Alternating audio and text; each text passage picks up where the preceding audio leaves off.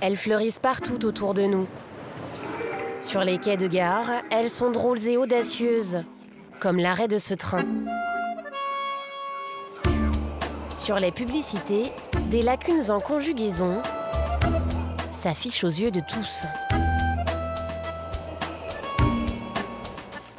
Jusque dans les journaux, où la ministre de la Justice, la garde des Sceaux, en perdant son C, troque son titre pour un autre moins prestigieux, gardienne des seaux d'eau.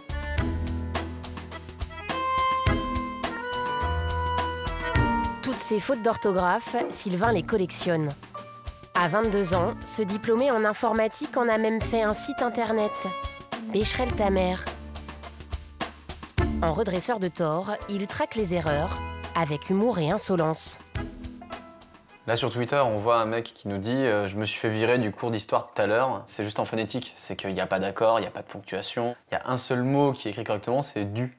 On a 8 fautes sur 9 mots, donc c'est quand même vraiment pas mal. Et je lui ai répondu, 8 fautes sur 9 mots, putain, t'es mon nouveau champion, félicitations mon gars. Moi j'en ai marre de voir des fautes tout le temps, c'est pour ça que je me suis vraiment rebellé contre ça. Avec des centaines de fautes recensées à ce jour, son site offre de jolis spécimens. Ici, une marque de vêtements. Ils sont très inventifs niveau fautes de français. Non, je pense qu'on est pas mal là. Sur un mot, on commence à être pas mal. Pas mal aussi, ce document de l'éducation nationale. Alors on avait par exemple l'Académie de Toulouse qui nous parlait de la rentrée scolaire avec une très belle faute sur le rentrée sans E, quoi. Ah, ça je peux vraiment pas laisser passer parce que c'est le comble. Mais son terrain de chasse favori, c'est la télé. Les journalistes mériteraient le 0 pointé. Sur le JT de France 2, on a essayé d'accorder et même de conjuguer un nom.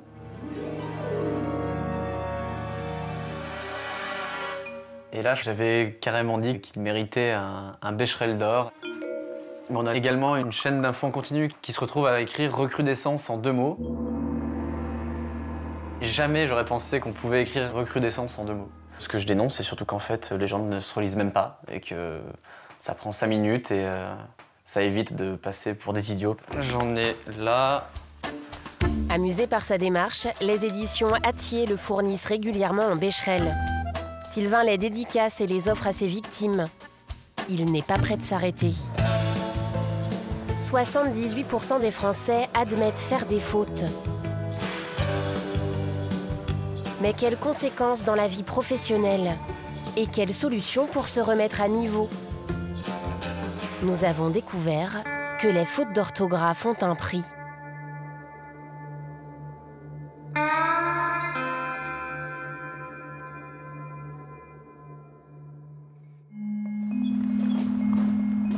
Francis est un chef d'entreprise, un autodidacte qui affiche une belle réussite professionnelle. Bonjour, Aurélie. Il dirige une société de matériel agricole. Bonjour Martine.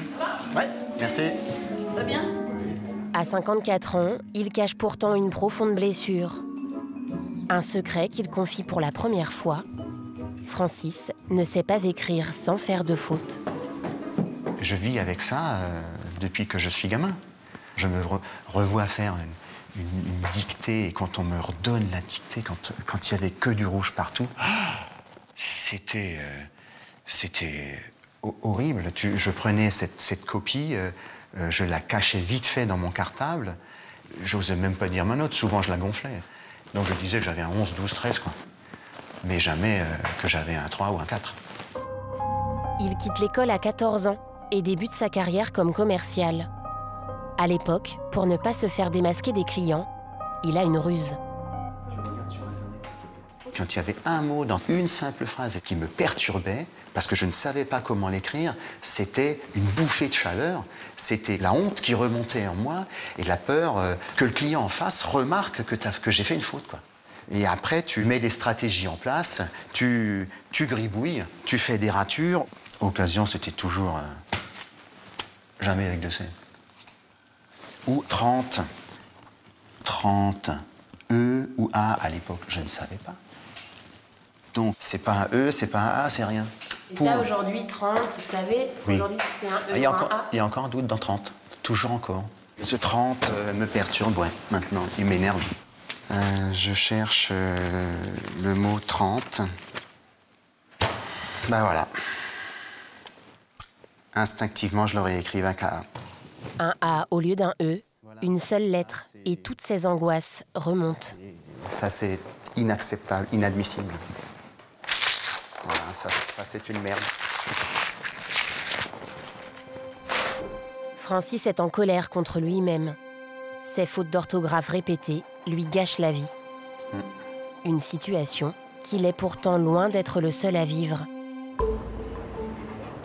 Notre niveau en français serait en chute libre. Une étude de l'Éducation nationale a comparé les performances d'élèves de CM2 sur une même dictée. En 1987, les élèves faisaient en moyenne 10,7 fautes.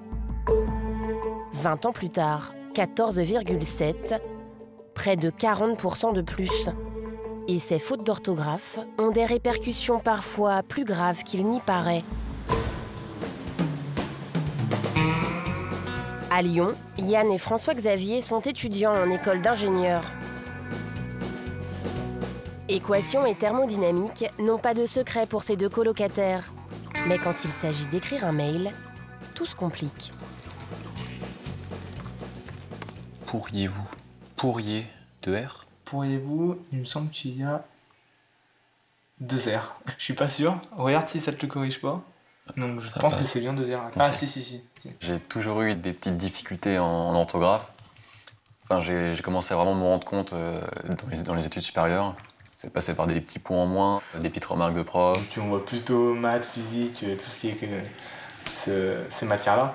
Donc c'est vrai que du coup l'orthographe, on a tendance à le délaisser un peu alors qu'on ne devrait pas en fait. J'arrive pas à me souvenir si paiement, c'est avec un I ou avec un Y. Paiement avec un I ou un Y, parce que tu dis... Tu dis payer. Ils en rigolent, mais à l'approche de leur entrée sur le marché du travail... Est-ce que ça me choque pas avec un Y? Ces étudiants prennent conscience de l'importance de se remettre à niveau. Bonne question. Non, c'est plutôt paiement, c'est avec un I. Faire une faute dans un CV ou une lettre de motivation ou même dans un mail pour une certaine personne, mais ça nous discrédite. Voilà, c'est ça. C'est pas professionnel en fait. Yann et François-Xavier ont raison de s'inquiéter. Les employeurs deviennent impitoyables. Julien Carlier dirige une société spécialisée dans l'e-réputation. En bref, il communique pour le compte de grandes marques sur les réseaux sociaux. Rédaction d'articles, tweets, commentaires, l'écrit est pour lui un enjeu majeur. Non, il n'y a pas d'urgence. Ce dirigeant a besoin d'agrandir son équipe et souhaite recruter un rédacteur web. Toi, t'as reçu pas mal de CV pour l'offre? Ouais. Et je peux les regarder? Alors, on y va. Tac. Intéressant. On va lire ça plus en détail. Le CV est prometteur, la lettre de motivation beaucoup moins. Oula, je crois que là, j'ai la grosse pépite. Je me permets, sans S, de vous témoigner, afin de vous témoigner EZ, raté, 2 fautes d'orthographe dans les 9 premiers mots. Ça, c'est catastrophique. Alors là, je suis même interloqué sur la tournure. Suivant les tendances, modes d'art et passionné de photographie, c'est ainsi que je me permets de postuler. Est-ce que c'est du français? Donc moi, je suis même pas sûr de comprendre la phrase. Non, mais ça me tue, quoi. Le parcours, c'est pas mal, mais on peut pas. Bon, next. Il y a certains CV qui vous ont intéressé. Pourquoi est-ce que vous ne leur donnez pas leur chance? Je leur donne pas leur chance parce que j'ai pas le temps. On est une entreprise de communication digitale avec de la communication 24/24 temps réel. Ça veut dire que quand on répond à un tweet, quand on répond à un commentaire, on doit être capable de répondre en live sans faute d'orthographe. Et ça, c'est ça les nouvelles compétences qu'on cherche et qu'on a vraiment beaucoup de mal à trouver. Donc ça, c'est poubelle. Allez, au revoir. Julien Carlier ne prendra même pas la peine de répondre à ses candidats. Voilà, 9 CV à la poubelle. Une attitude radicale. Il affirme que l'avenir économique de sa société en dépend. Comment les entreprises réagissent-elles lorsque le virus de la faute d'orthographe s'est déjà propagé?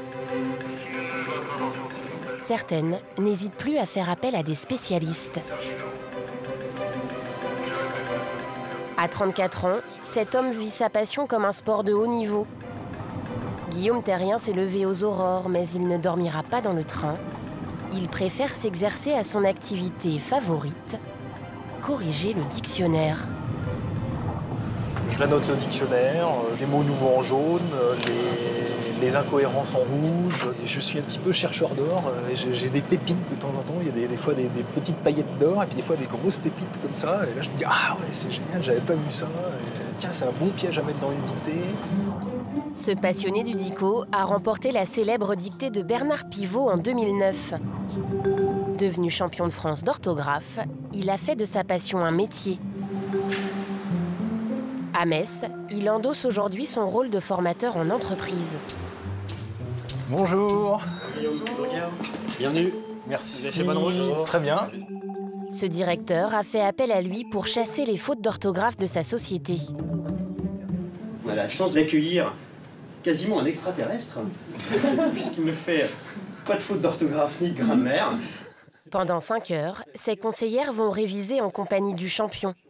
Sur l'écriture des nombres en chiffres, savoir si on mettait des traits d'union où on les mettait, et j'ai toujours eu des difficultés. Alors si j'écris 32, je mets un trait d'union. Pour Olivier Auferlet, directeur de ce centre d'appel et de contact, le français est un enjeu stratégique. De début de matinée, pour le 1er décembre, présence obligatoire à l'adresse de 8h à 10h. Ses employés gèrent les relations clientèle de grandes marques. Depuis quelques années, la concurrence des plateformes délocalisées à l'étranger grignote des parts de marché. Pour se démarquer, l'équipe dirigeante a embauché des correcteurs. Objectif, 0 faute. Donc sur le premier, tu es sur de la réclamation, c'est ça? Effectivement. Alors, je constate que vous avez sollicité, donc sollicité est inscrit avec EZ, C'est ça. sachant que c'est un participe passé. Exactement. Donc c'est pas EZ pour le participe passé, ça sera E.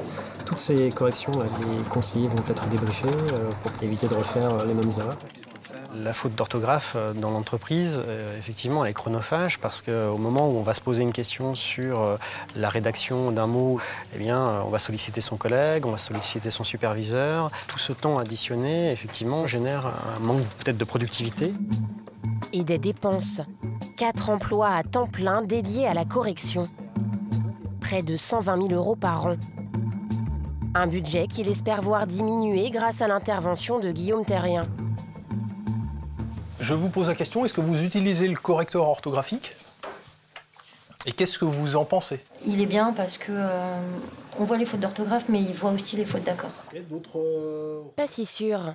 Le champion met en garde, le correcteur peut induire en erreur. Alors celle-là, j'adore aussi. On est bouché de père en fils. Je fais un clic droit pour voir les propositions. Et il me propose B-O-U-C-H-E accent aigu. Le contresens, vous imaginez? Ça veut dire qu'on est bouché, on est dur d'oreille de père en fils, au lieu d'être l'artisan bouché de père en fils. Pourquoi a-t-on si peur de la faute d'orthographe?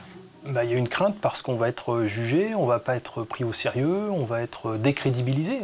Et moi, je compare souvent ça à quelqu'un qui s'habille n'importe comment, avec des vieux vêtements troués. Bonjour, voici le mot que nous allons décortiquer aujourd'hui. Après le cours, ces conseillères continueront à réviser grâce à un logiciel. Pour 6 mois de formation et la remise à niveau de 80 employés, l'entreprise déboursera 11 000 €. Manque de rigueur, perte de crédibilité, les fautes d'orthographe seraient si préjudiciables que désormais, les sociétés n'hésitent plus à licencier. Pour preuve, ces lettres de renvoi. Ici, celle d'un journaliste web. Après consultation de vos articles, nous avons constaté la présence de nombreuses fautes d'orthographe et de frappe, ainsi que des maladresses de syntaxe, incompatibles avec le métier de journaliste. Nous vous notifions votre licenciement pour faute grave. Ces affaires sont rares. Dans la majorité des cas, la justice donne raison à l'employeur.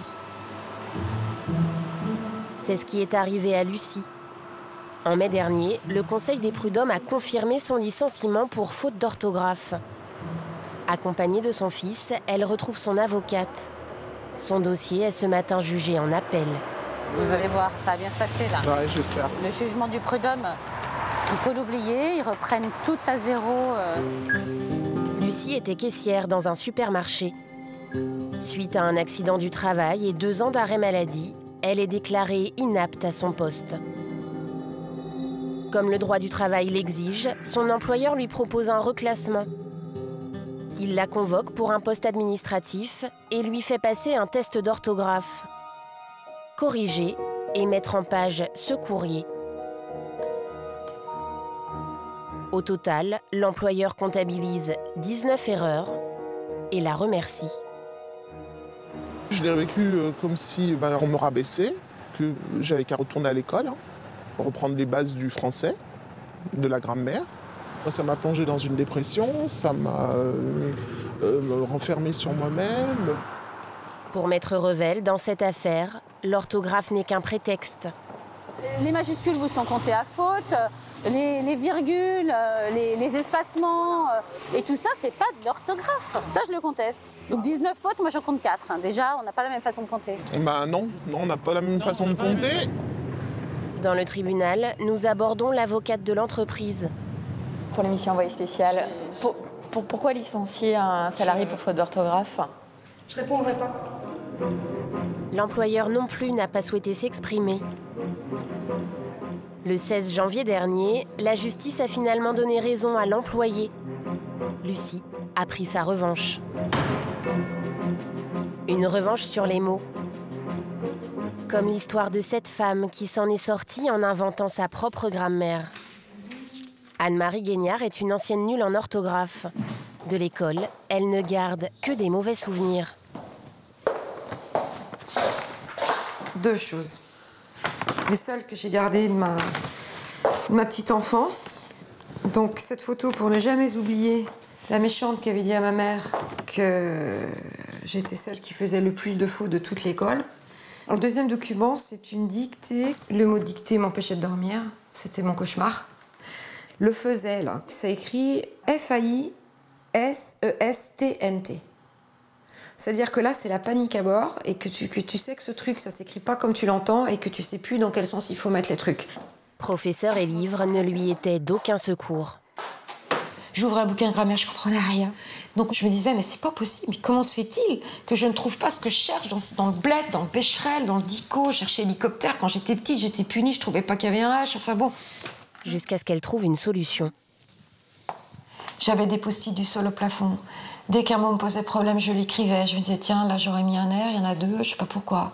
J'ai découpé mes dictionnaires, j'ai essayé de classer les mots, d'essayer de me retrouver dans ce foutoir de grammaire. Je me suis soignée des mots en allant me frotter aux mots.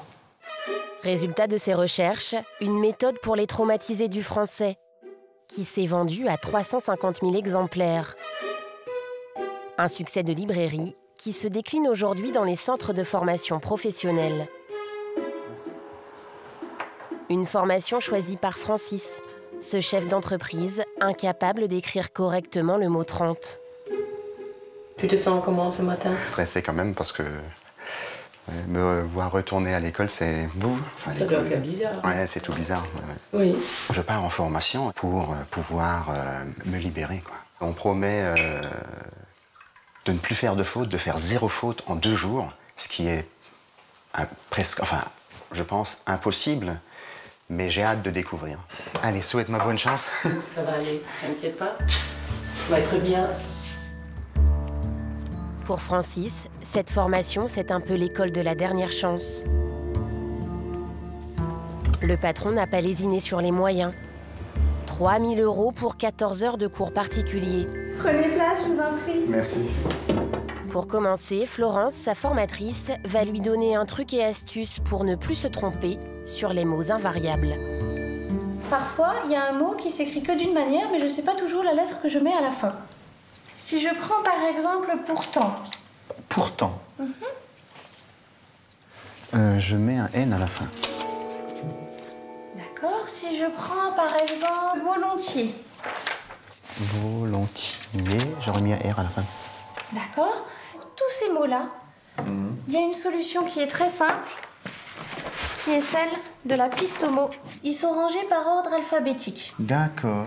Alors, volontiers, est-ce que vous le trouvez? Donc, volontiers. Il est de quelle couleur? Jaune. Alors on va tourner la roue jusqu'à mettre le jaune en face du jaune. Et volontiers, c'est quoi la dernière lettre? S. C'est le S. Ah, c'est dingue. Ces mots-là, vous allez vous rappeler de la couleur, vous allez vous rappeler de la dernière lettre, et ça va devenir tout clair. Florence supprime aussi de son vocabulaire tous les mots compliqués et transforme la conjugaison en conte de fées. Être devient un roi gentil. Avoir, un roi méchant. Un retour à l'école primaire. Francis prend le parti d'en rire. Ça devient physique, il faut enlever la veste? Ah bah, s'il faut monter sur les murs, on va enlever la veste. On fait comme si on l'écrivait, ensuite. Que j'ai mangé hier n'était pas périmé. Le problème de Francis dans cette phrase, accordé avec avoir, les céréales que j'ai mangées, et ou EES. Donc là, je suis devant le verbe avoir. Donc celui-ci, il est dangereux. On va mettre le mur. Un escabeau pour apprendre à conjuguer. Donc je monte sur le mur et je me pose la question, j'ai mangé quoi? Si la réponse à cette question se trouve à droite de l'escabeau, Francis n'accorde pas. Si elle est à gauche... Donc j'ai mangé les céréales, donc je suis obligé d'accorder manger avec les céréales. Donc c'est féminin pluriel. Donc je mets E, E, S. Voilà. Tout est 100% correct, vous pouvez l'envoyer sans souci. Impeccable. Ça me parle, c'est manuel, c'est physique. Ça me permet d'assimiler autrement. Un retour en enfance pour reprendre confiance. Reste à savoir si la promesse du zéro faute sera tenue. À Lyon, nous retrouvons Yann et François-Xavier, étudiants en 3e année d'ingénieur qui s'inquiètent pour leur avenir professionnel. Leur école a remis l'orthographe au programme. La matière est obligatoire. L'établissement mise sur une méthode inventée par une société privée. Dans la classe, pas de professeur, tout se passe par ordinateur. Et donc au début, tu vas voir, tu vas faire il te le dit si tu as juste ou faux, tu vois. Par exemple, bah là, il peut être l'heureux élu. François-Xavier doit décider si la phrase comporte une erreur. Bon, on va dire qu'il n'y a pas de faute. Il y avait une faute. Là, c'était ah ouais, voilà. Bah, le peut-être. Tu vois, genre peut-être ou peut-être. C'est pas évident. Hein. Si vous pouvez remplacer l'expression par probablement, c'est qu'il s'agit de l'adverbe peut-être. Et le trait d'union est obligatoire. C'est une vidéo qui explique la règle parce que j'ai dû faire la faute trop souvent. Quand j'ai beaucoup à lire, j'aime pas trop ça. Donc une vidéo, c'est toujours mieux. Le remplacement par probablement ne fonctionne pas? Le logiciel fait du sur-mesure et cible les règles non assimilées par les étudiants. Pour cette formation, l'école débourse 9 000 € par an et s'est laissée séduire par un concept. Un certificat qui atteste du niveau en orthographe.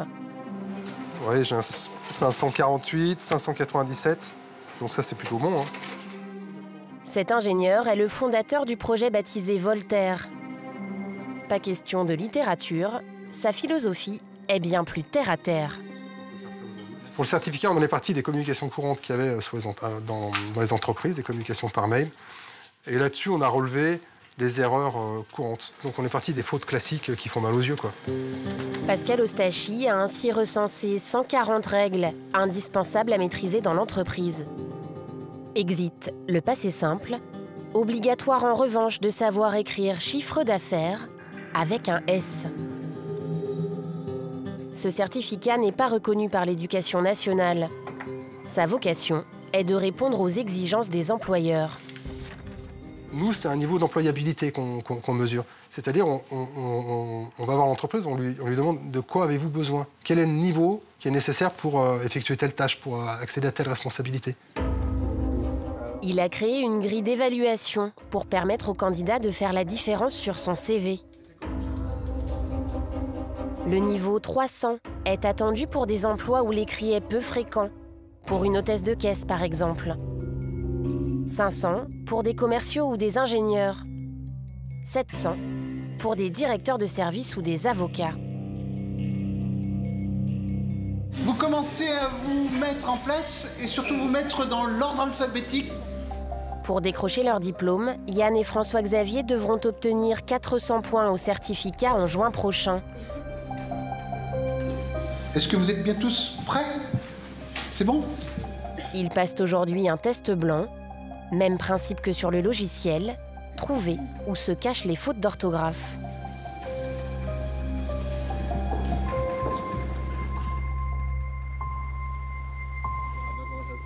Deux jours plus tard, nous les retrouvons pour découvrir leur score. Bonjour, allez-y, entrez. Vous venez chercher vos résultats, installez-vous, entrez. Alors, François-Xavier, donc tu as obtenu un score de 467 points. Ça va. Allez Yann, faudra progresser encore un petit peu, on est à 371, mais on t'encourage, ça va bien se passer. Qu'est-ce que vous en retirez alors? Pour ma part, j'ai reçu 400. Donc ça va. Le moment où il m'a battu, il est content, je pense. Ça, ouais, déjà, si j'aurais été en dessous de Diane... Si j'aurais... J'aurais mal pris. Une faute qui fait mal aux oreilles, pourtant oubliée du certificat. Si j'avais été... Excusez-moi, c'est Tess Voltaire, ça me chamboule. Pas d'inquiétude pour leurs professeurs. Les étudiants ont encore plusieurs mois pour progresser. À ce jour, cette méthode a déjà convaincu 800 écoles et plus de 400 entreprises. Un mois après sa formation, nous retrouvons Francis chez lui. Après le travail, il a pris l'habitude de faire ses devoirs. L'occasion pour nous d'évaluer ses progrès. Est-ce que je peux vous demander d'écrire volontiers? Oui.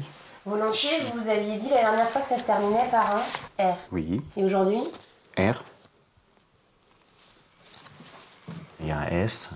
Donc ça, c'est des choses qui ne sont pas acquises. On ne peut pas assimiler 40 ans de déficit en 2 jours. Pourtant, il y a quelques semaines, vous l'écriviez avec un N.